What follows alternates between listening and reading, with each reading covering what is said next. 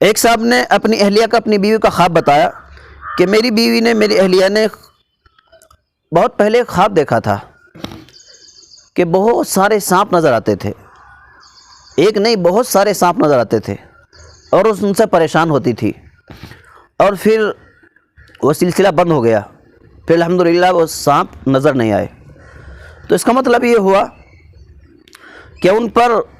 حسد کرنے والے، جلنے والے بہت زیادہ تھے، اور اللہ تبارک و تعالیٰ نے ان کی حکمت عملی سے اور ان کی کسی نیکی کی برکت سے ان حسد کرنے والوں کے حسد کو ختم کر دیا، اور ان جلنے والوں کی جلن کو ختم کر دیا، اور ان کی نیک اعمال کی برکت سے